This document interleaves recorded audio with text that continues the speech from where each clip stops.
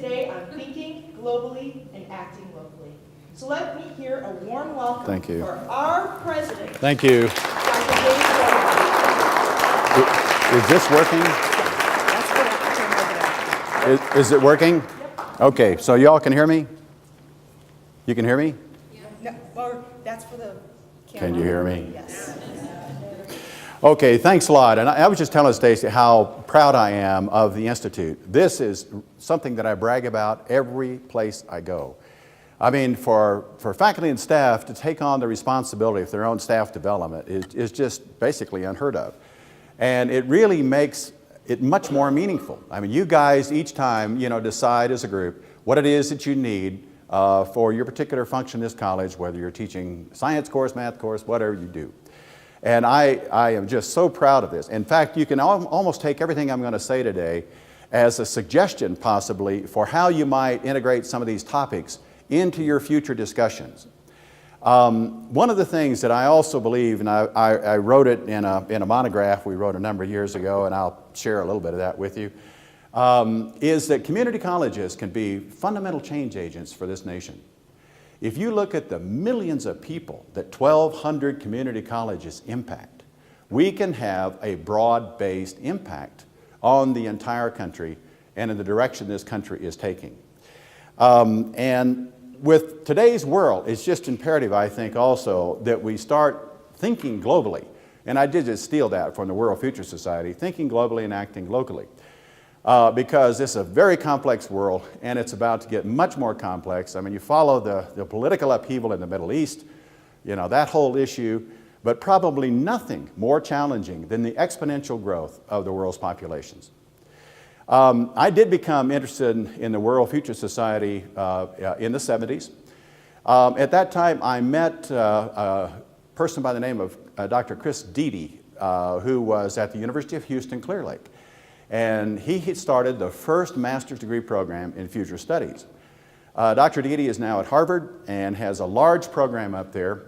And with a number of my colleagues in the Dallas Community College District at that time, I found my home. These are a bunch of really weird folks. And they come from all disciplines. And that's what makes it really interesting to me. Because it's another, I think, fundamental imperative that we bring to bear all of the perspectives of all the different disciplines as we look at how we're going to approach some of the problems that we face. So let me just kind of get into some of these things. One of the first things that I became aware of back then was a study that President Carter commissioned called the Global 2000 Report to the President. Now, anybody ever heard of this? Ah, you have heard of it. My goodness, another weirdo. Another nerd. The thing about it is, for whatever you think of Carter, one way or another, he was a scientist. And so he believed that, if we're going to attack some of these problems, we need to have data. So he had this very high-level commission that worked, and this was not released until after he was out of office, actually. And when President Reagan came in, he basically rejected it out of hand. And many of the projections that are in this Global 2000 report are coming true.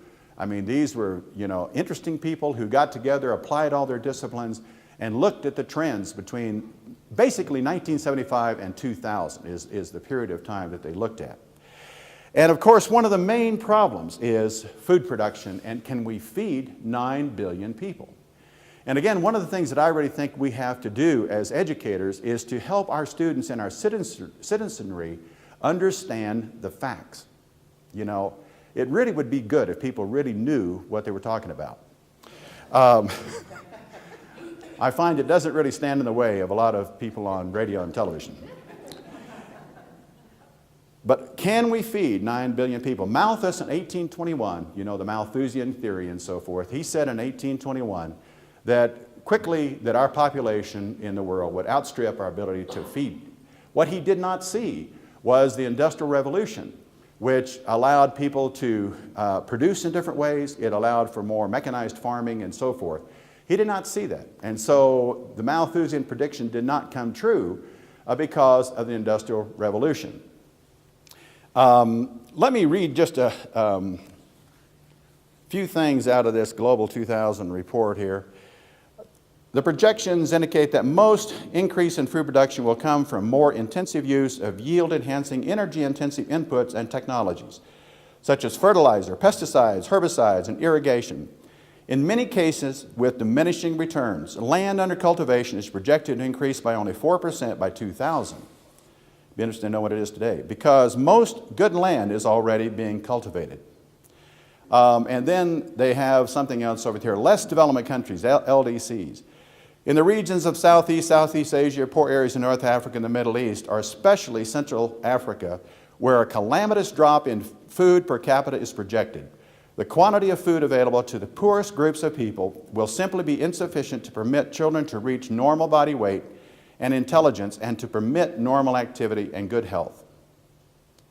Now that was projection, to 2000, and you follow the news for the last number of years, and you see that particularly, in Central, Sub-Saharan Africa and so forth, that many of these predictions are coming true. But I'm an optimist.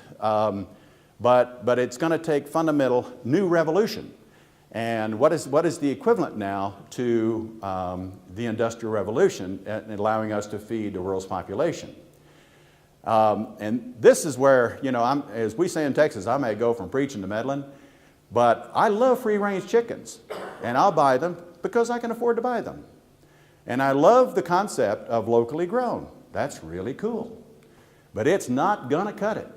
Not even beginning to cut it. Free-range chickens are not going to feed the world.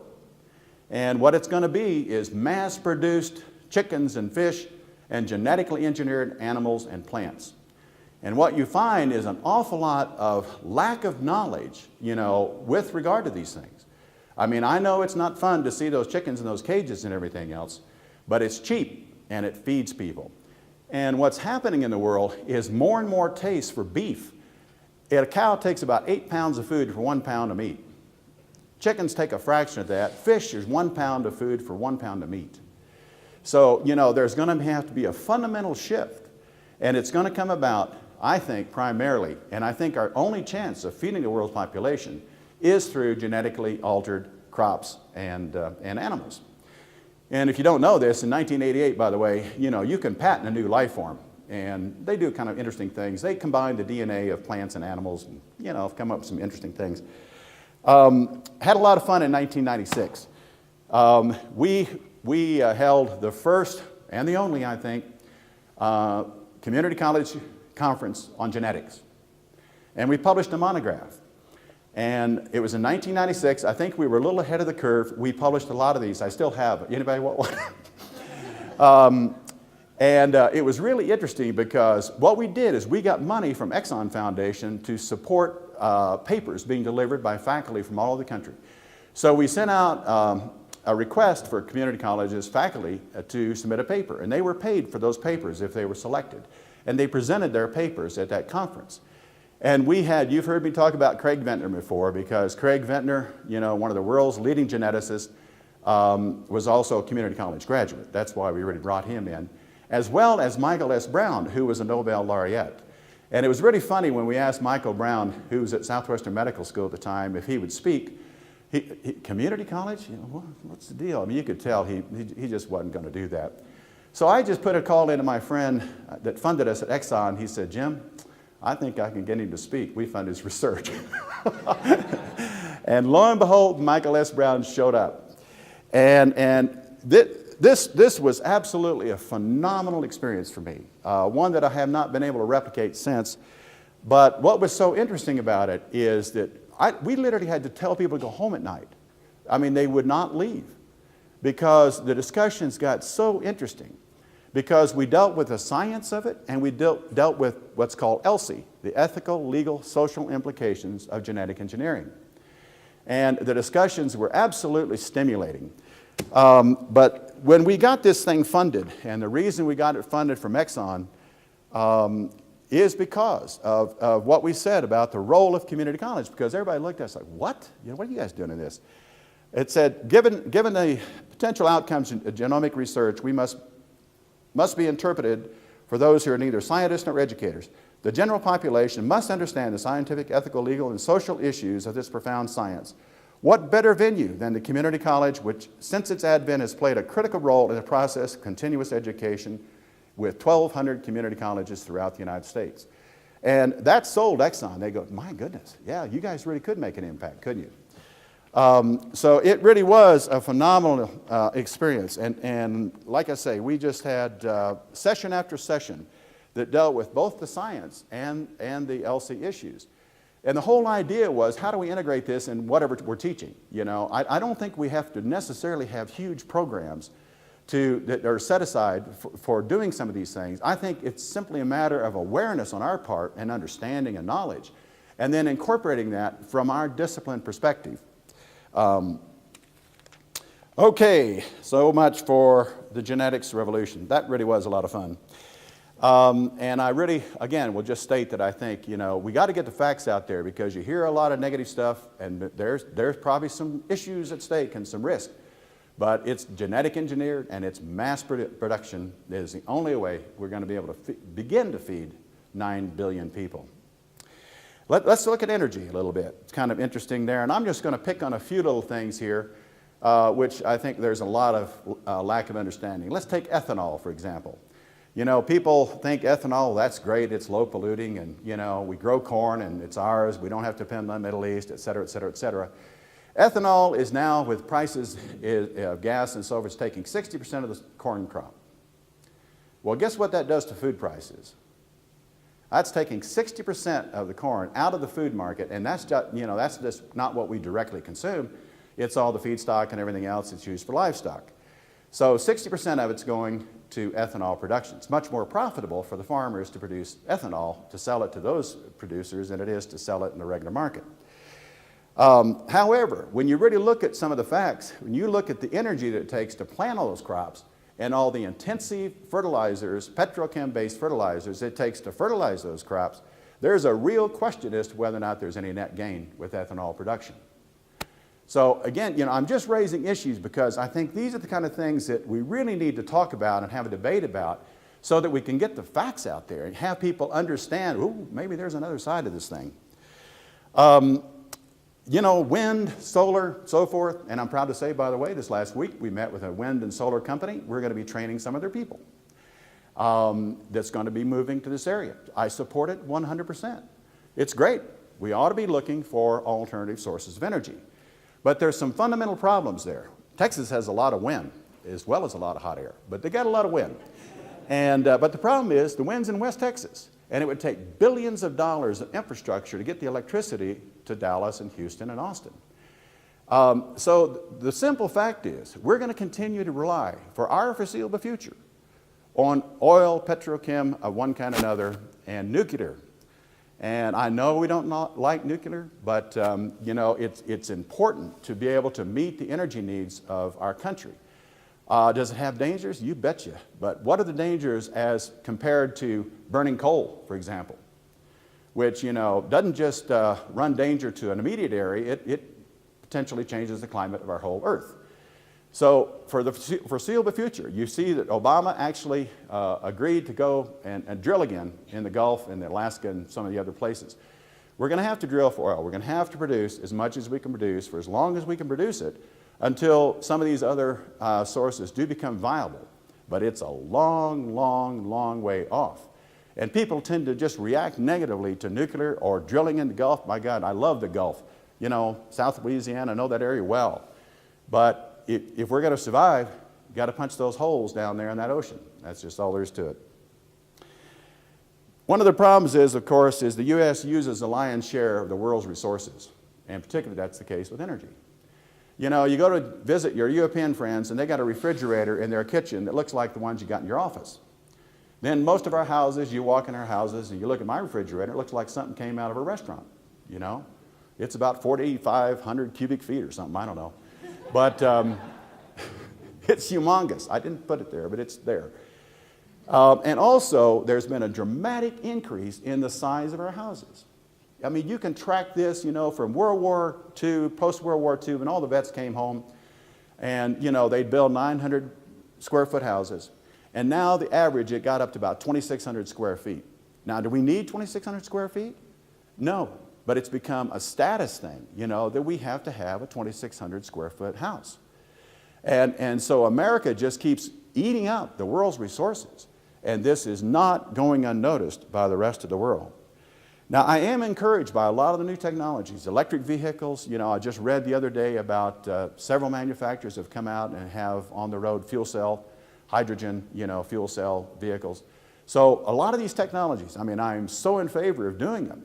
But we really do have to understand how they fit into the context. But mostly what we have to do as a nation is reduce our demand somehow, which is hard for all of us to really, in any way, fundamentally reduce the demand that we're placing on energy resources.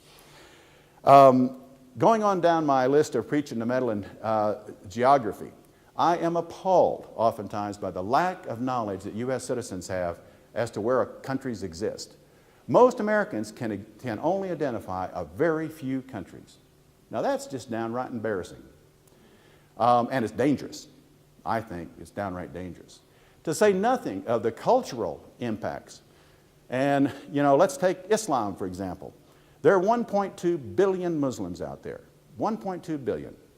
It's the fastest growing religion in the world. Now you've got to ask yourself, why? I don't have the answer to that, but why? Does it provide some, feeling of certainty or something? Or I've almost wondered about just the routine, kind of miss genuflecting and crossing myself, and all that kind of stuff. But they pray 5 times a day, and it's a very structured kind of an activity each day, and they're socialized too. It's part of their social network. So I don't know, but it is growing, and it's growing in our country. One of the things too that most people don't understand is the different sects and the different belief systems, and there are many. You hear of the Shias and the Sunnis, but there are many more than that actually within the Muslim community. And really there's only a tiny fraction that are radical. And they scare the rest of the Muslim world as much as they scare us.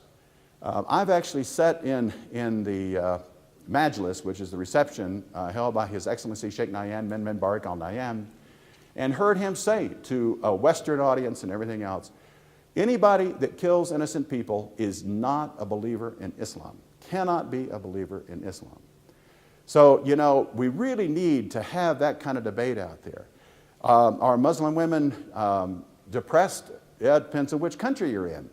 60% of my students in the UAE were women. In Oman has coeducational education. Qatar has coeducational education. The mover and sheikha in Qatar is Sheikha Mosa. Sheikh is a guy, sheikh is a woman. And she is the one that's gotten Cornell Will Medical School there, Texas A&M Petrochem School, and so forth and so forth. So again, very complex world that we're in here where we really do need to understand much more so that when you say Shia or Sunni, or you understand what these things are and how this really impacts what's going on in the Middle East. And I will just say one more word about the Middle East that really does bother me, and that is these revolutions take form and they throw out the dictators. There's not much to backfill it for a while. They're very educated people, many have been educated here, but they still don't have the experience of running and governing within any kind of democratic structure. So it really is a very kind of scary time here, I think, as those revolutions continue to foment. Let's move on down to the U.S.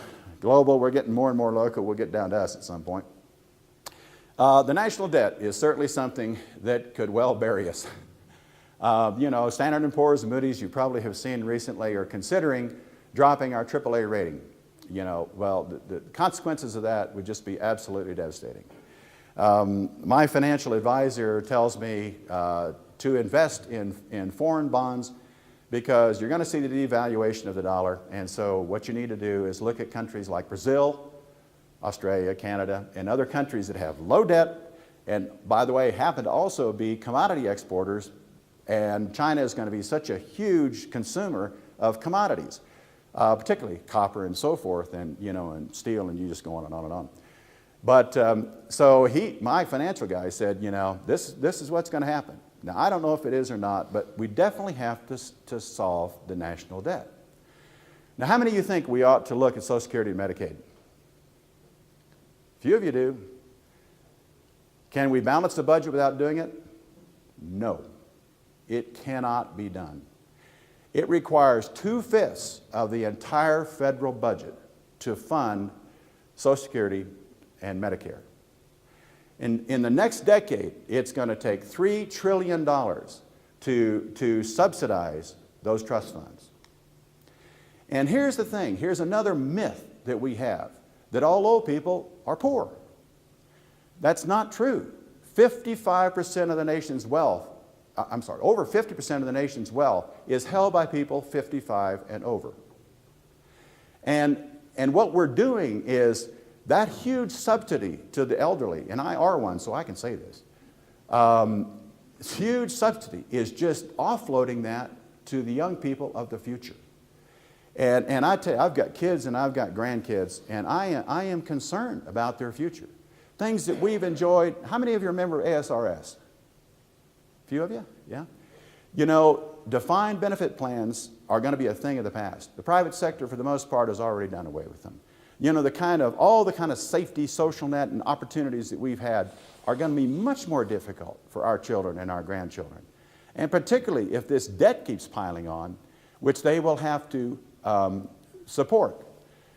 The dependency ratio is changing in the wrong direction. We have too few people working for a whole lot of people that are on subsidy. And that doesn't work very well. By the way, another fact that's really interesting, did you see in the paper recently that in the Republic that Arizona has one of the fourth lowest dependency ratio, best dependency ratios in the country? 54%. You know why? Where are the young people coming from? Todas las personas hablan español. They come from Hispanic families. That's why we have a younger population. Younger populations are absolutely directly related to economic security, here and in the world. China is going to be one of the fastest old people growing country in the world. They're going to quickly lose, because of their one-child policy, they're going to quickly lose their place in the world for cheap labor. India, on the other hand, has a very young population. And so India will continue to be a major producer. You look at Italy, you look at France, you look at Japan. These countries have awful dependency ratios. You know, they don't have any young people, and they have lots of old folks. And that is not what produces, you know, economic growth. So, you know, we just need to look at these things. I personally went through, and I think we need to protect seniors who need protection. But you know, people that make a whole lot of money and have, you know, large assets and so forth probably don't need that. But you don't have any choice. And I just went through this myself, and it made steam come out of my ears, maybe jump up and down, and maybe want to call my congressman and say, man, this just ain't right. Because I went on COBRA. I can afford my own insurance. But the insurance company won't pay, because I'm supposed to be on Medicare Part B. They wouldn't pay. So I am forced to be on Medicare Part B, even though I can afford my own insurance. Why? Because the insurance companies don't want old people. They're expensive. So they shuffle them all off to the taxpayers. And the thing about, I think, Social Security and Medicare and so forth is a needs-based determinant. You know, a multimillionaire does not need to go on Medicare if you didn't have these stupid laws and stupid regulations that require you to do so. You don't have any choice. You've got to go on Medicare. So, you know, I think there are ways to do these things in such a way that we don't just drop off the face of the earth elderly people who need that kind of support. My mother is one of these, you know, in addition to Social Security, I support her. But she's one of those. And, you know, so we want people to be protected in their senior years. But many do not need. And so I think other forms of resolving this problem, where needs-based kinds of decisions are made, would make a huge difference in the viability of those programs. One of the things that I keep, that just really about to send me over the edge, and that is, you know, how can we have a rational debate with the noise of demagoguery, fantasy, and hyperbole, which seems to characterize most of what I hear. I don't know if you saw in the paper, one of my absolute favorite candidates, of course, for president is Mr. Newt Gingrich.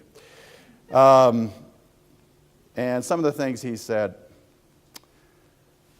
let's see, none of this matters to him. He deals in boogeymen, menacing abstractions such as left-wing radicals, the secular socialist machine, and the gay and secular fascism. All of which, for some of which, represent as a great threat to America as Nazi Germany did or the Soviet Union once did. That's Mr. Gingrich. And you know what, the thing about it is, he obviously does, he's a historian, he should know, so he does, he's just saying these things. Because the Nazis killed homosexuals, you know, how do you put that stuff together? But I tell you what, he really can be brilliant. Here's what he told the Christian Broadcasting Network, why he had committed adultery. It had to do with how passionate I felt about this country. A genuine contribution to the annals of sexual fibbery. But it's this hyperbole, folks. You listen to all this screaming and yelling and hyperbole. I walked out of the Capitol recently, well, it was actually last session, during a Tea Party demonstration. This little lady got up at me and shook her finger in my face because I had a jacket on and a tie. Who are you anyway? And I said, ma'am, I'm nobody. And she said, oh, right. And I thought, you know, what is this? Just constant anger and outpouring and so forth. And in that kind of atmosphere, we don't do rational discussions and rational debate. You know, this kind of hyperbole and demagoguery just gets me. You know, I mean, you want a lesson from Nazi Germany, you know, think about the Holocaust. There's always a scapegoat, isn't there? There's always a scapegoat, you know, that's responsible for your situation out there. And that is scary. You know, revenue for this country, taxes will go up. There's no question about it. Now, some of our corporate taxes need to go down because they're some of the highest in the world. And it makes us less competitive with many of the other countries throughout the world. Let me move on to Arizona. Now, since I still want to live here, I'm going to limit my comments. And I'm going to limit them to revenue. I'm still on the State Board of Education, at least for a little while. Here's a big surprise, folks. The state of Arizona does not have a balanced budget. Is that a surprise to anybody? What they did is they offloaded all of these services and costs to schools, community colleges, cities, counties, to the local taxpayer. Criminal justice. That's how they balance the budget. Well, that and a few other little smoke and mirrors things. But basically, that's how it's been done. All of that has just been downloaded now to the local taxpayer. And it's more and more your responsibility. So we are really getting local here because we did not raise our taxes 2%, which is what the law would allow us to do. But the way the levy system works in the state of Arizona, our levy is about $38 million as part of our general operating fund revenue. And the taxes will have to continue to support that level of levy. It'll be $38 million in 2012, even though their property values went down 20%. Now that's not going to go unnoticed either. So their property values went down 20%. It's still got to produce $38 million. That's why our tax rate went from $1.41 to $1.42. So here's the impact. You know, this thing just keeps cascading down, and it really does get quite local after a while. And you know, I think we're going to hear more and more from our taxpayers over the next few months as they begin to understand what has happened to them. Arizona, like the nation, needs to adjust its corporate and business taxes because they are a disincentive oftentimes to businesses locating here. So while a lot of revenue needs to go up, and it's got to go up in this state too. And you know, in this last session or two, we've been dealing with these ideologues who say, no taxes, no taxes. I sign an agreement, no taxes, no taxes. And there's no rational debate. It's just no taxes, no taxes. We cannot cut our way to a viable state You can't do it. What are you going to keep cutting? You know, the universities have taken a huge hit. Schools have taken a huge hit. We've taken a huge hit. You just go on and on and on. How are you going to be viable, you know, if you just keep cutting and you don't raise revenue? That doesn't mean necessarily that all taxes have to go up, but there are such huge protected sections. Services are all protected from sales tax. Why? Well, I know why, because I know who lobbies down there. But you know, all you would have to do would be spread to other services and so forth, the sales tax rate, for example. There are a lot of things that could be done, but I have not heard one word of that kind of discussion down there, because it is all ideologically based, no taxes, no taxes, no new taxes. There is some legitimate concern, I know, and debate among economists as to what's a negative incentive for growth and what isn't. There is a lot of debate about that. So it's not an easy answer, but Arizona, all in all, is pretty cheap. The biggest surprise I had when I came here is how cheap it is to live in Arizona compared to where I lived. And any of you who lived other places know what I'm talking about. My property taxes were 3-4 times higher in Texas than they are here. And I didn't have income taxes, but it's still more than made up for what I pay in income taxes. So, you know, there's a fact. I mean, we're about 25th in the nation as to how expensive it is to live here. So it's not like we're you know, a terribly, grossly overtaxed state. Again, there just needs to be a rational discussion with facts brought out. You know, wouldn't it be nice to hear economists debate some of these things, but when there's not just whole sections of the discussion that are off limits, can't even talk about it. Let me switch to a more positive approach to everything. The most positive thing that we can do is that we can attract businesses and grow economic-based jobs. Now, this is a distinction that I want to make, and I've made it out in the community a number of times, and I get a lot of discussion about this. You know, we want Trader Joe's here and all that kind of stuff, but all Trader Joe's does is turn money. They don't make anything. Now, the cities like that because they get their sales taxes, and they need it. I understand that. And these cities are going to compete with each other for retail because they need it. That's what funds their whole operation, the sales tax. But they don't make anything. They don't bring any economic benefit to the community. Slightly, maybe you get a few people from, you know, across the county or something. These counties are so big, not going to have much of that. And what we need are economic-based jobs. And economic-based jobs means that whatever you're doing, you're exporting 60 to 80% of what you produce, either in goods and services that you produce or in intellectual capital like software. I mean, that's the perfect. You want to get people that are creating software. It's a great profit margin. But you got to export 60 to 80% out of your area for it to be an economic-based job.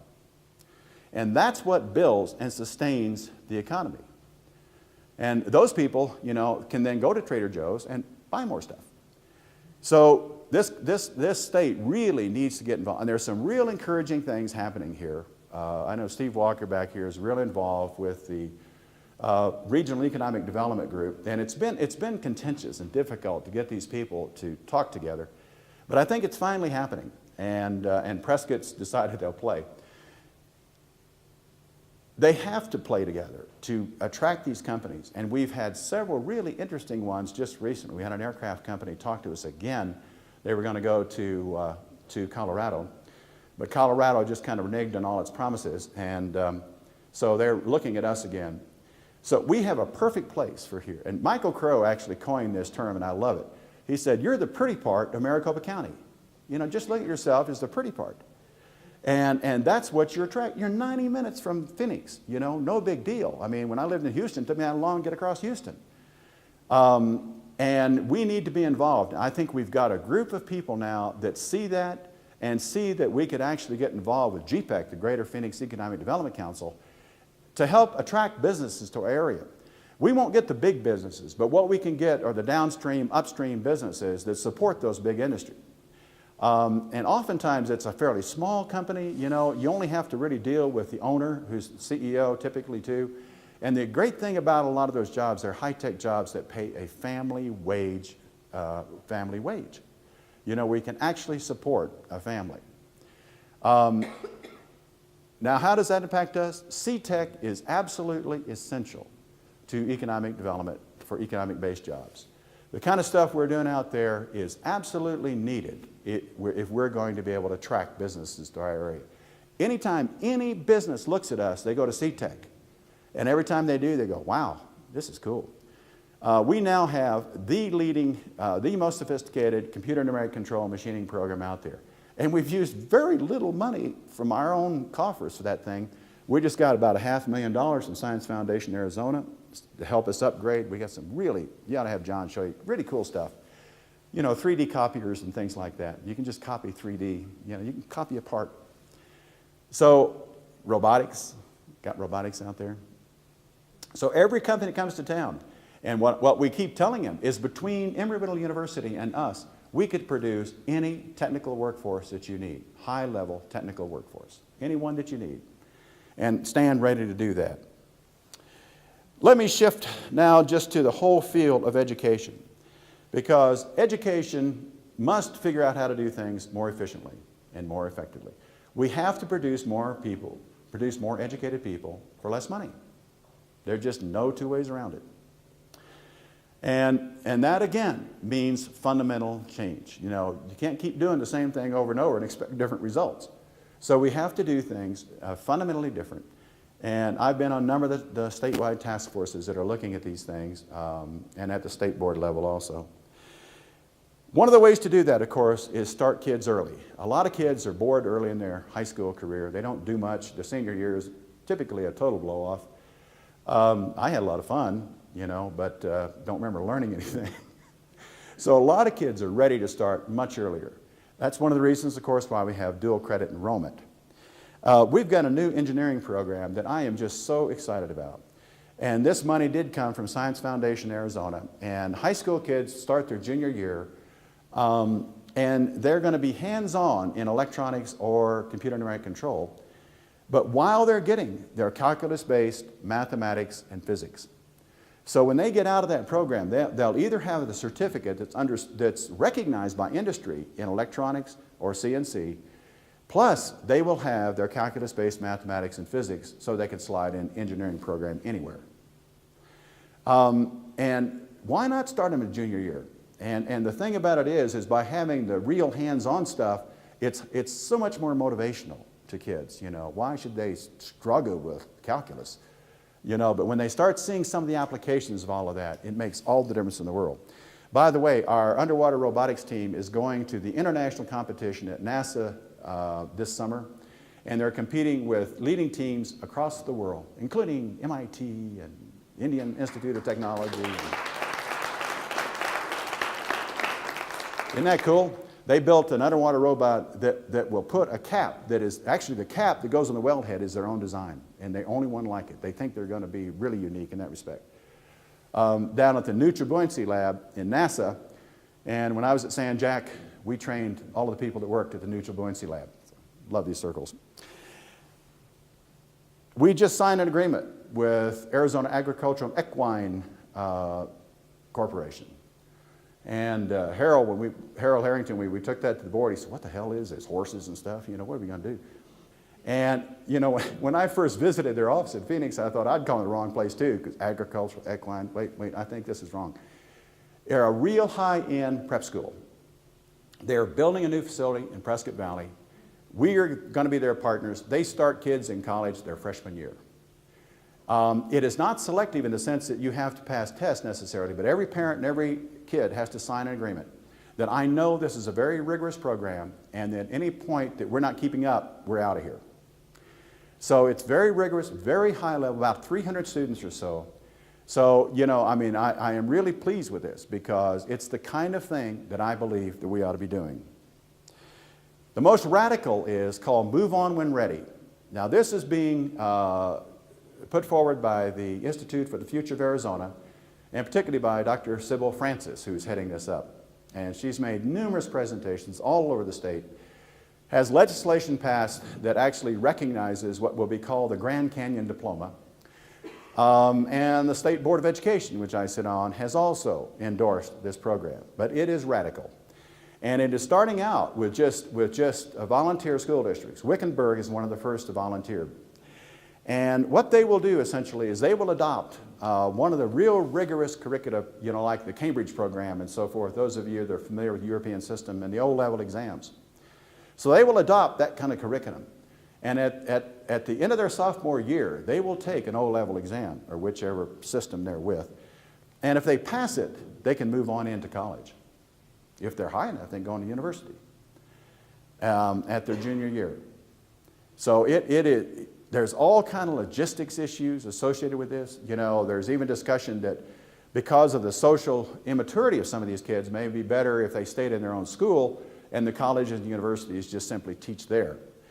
So there are a whole lot of issues that need to be worked out, but it is a radical departure, and it will be called the Grand Canyon Diploma.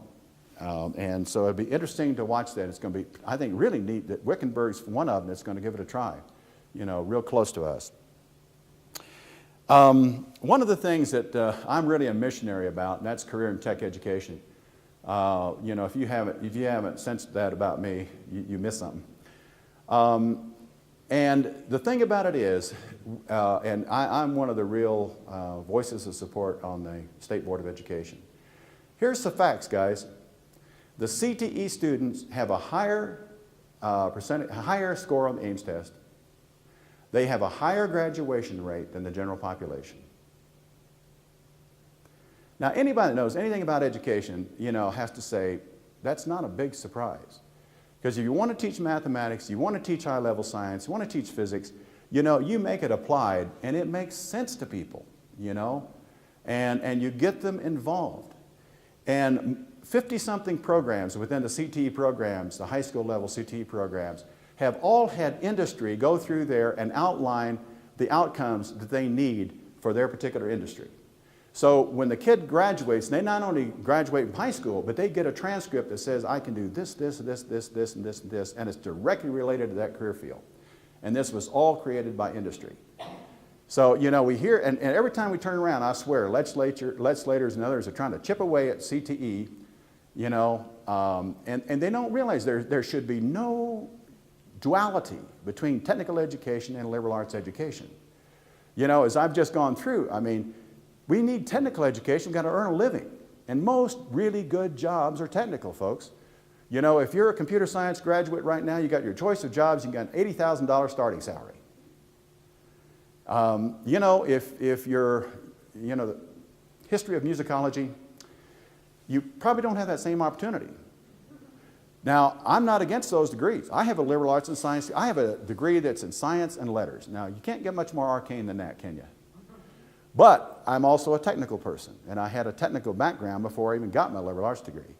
And I earned a living as a technical person for a long time as I pursued, graduate education. And as you've just heard me talk about, if you look at the genetic revolution, you look at lots of things, what we really need to talk about, too, are the ethical, legal, and social implications of those technologies. And that is liberal arts and humanities and so forth. So I don't know why we have such a duality in this country between the two. It really is not needed. It's like the two sides just won't talk to each other. Or there's some arrogance, on the part of, it's not real academics. Well, baloney. And if you go to Italy, and you talk to a machinist, he can probably talk to you about Puccini. Now, here in this country, you might find somebody that could too, but he sure as hell wouldn't tell you. NAUYC is the first new model of its kind in the state. And that's why we're so committed to it. $4,800 tuition, 12-month a year. It's a limited curriculum, cohort-driven, 3-year program.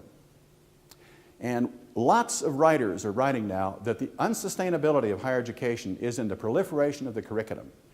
Typically in higher education, the history department wants to add a course or two, you add them, and you add them, and you add them, and you add them. It's simply, from a financial standpoint, not sustainable. We need the big research universities, and we need them doing lots of really cool esoteric research stuff. But to get more people educated, more people holding associate or a bachelor or advanced degrees, we have to figure out how to do things much more efficiently. NAU-YC makes a combination of online and hybrid, just like we do in many of our classes here. But the main thing is it's cohort-driven, it's limited, and it's 3 years, and it's $4,800, and so you don't have to pay summer school tuition either. And it's fast-track, 5 and 10-week semesters. So it's a new model, and I think it has a lot of potential. We need to get that enrollment up and got some marketing things going, but it is a new model, and it will be the kind of thing that I think we'll see more and more of as the state, hopefully, as it rebounds in the next few years.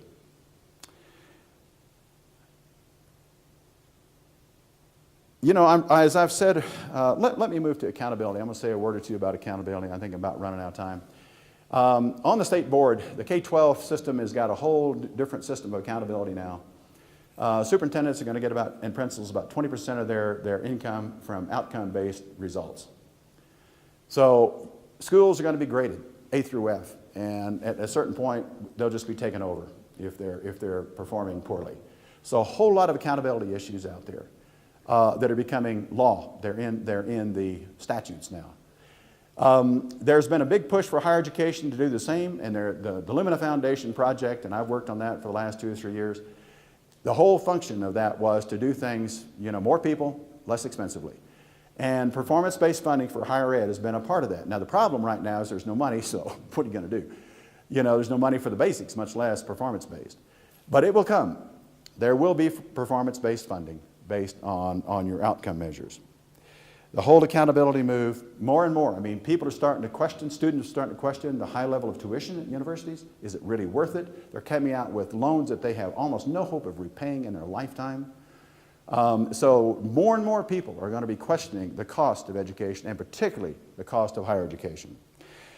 As I said, I'm real optimistic about the future. I am optimistic about our state, our country, and this college. But I do think that we have to help people change the paradigm, folks. Have a higher level of understanding and real knowledge, so they know the facts about some things. And then have a rational civil debate about it. I just can't stand the kind of stuff that I hear going on, because there's no way we'll solve problems in that kind of atmosphere. Just no way. So I am optimistic. And I think community colleges, as always, have a tremendous role to play. It's been, a great career for me. I kind of stumbled into all of this. But community colleges are just, I think, essential to, again, the ideals of our democratic society, to give everybody an opportunity to achieve anything that they're capable of doing and wanting to put in the work. So with that, I'll shut it off. Thanks a lot.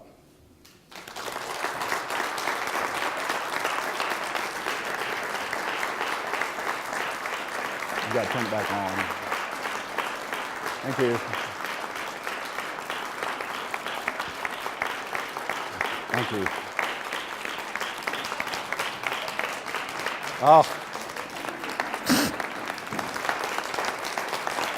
Thank you. Thank you.